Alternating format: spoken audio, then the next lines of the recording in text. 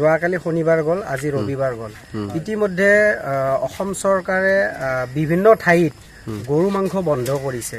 আৰু বিভিন্ন হোটেলৰ গৰাকীবিলাকক এৰেষ্ট কৰিছে গতিকে আমি আজি সাতদলাবাসী ৰাইজৰ লগতে সাতদলা ইয়থ ষ্টাৰ ক্লাবে এটা বিশেষ সিদ্ধান্তত উপনীত হৈছো যে আমাৰ এই যেটো ৰাস্তা বৰাম্ব হয় কলিতাকুছি হয় সাতদলা হয় যেটো ৰাস্তা ওলায় আসলতে এটা মেইন ৰোড এটা আছে কিন্তু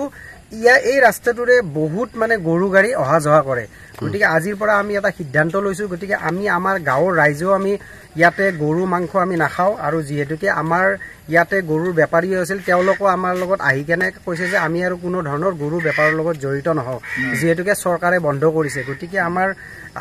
ইয়থ ষ্টাৰ ক্লাবৰ এক সিদ্ধান্ত লৈছে এই যিবোৰ গৰু গাড়ী আহে সেইবোৰ বৈধ নে অবৈধ সেইবোৰ আমাৰ ক্লাবে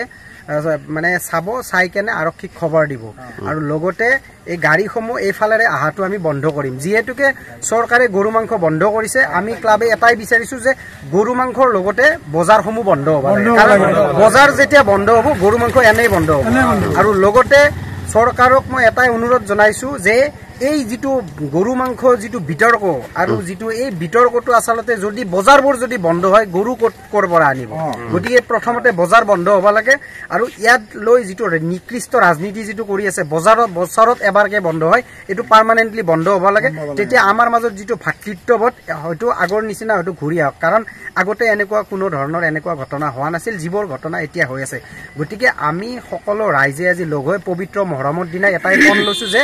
আমাৰ পাৰ কাৰণে যদি অইন ধৰ্মৰ মানুহে যাতে কোনো ধৰণৰ যাতে অসুবিধাৰ যাতে সৃষ্টি নহয় আমি এই সিদ্ধান্তটো লৈছো গতিকে আমাৰ সিদ্ধান্ত লৈ লগতে আমি মহৰমৰ দিনা পবিত্ৰ মহৰমৰ দিনা আমি সমূহ ইছলাম ধৰ্মাৱলম্বী লোকসকলক চৰকাৰৰ যেটো সিদ্ধান্ত হেতুক আমি আদৰণি জনোৱাৰ কাৰণে আমি অনুৰোধ জনাইছো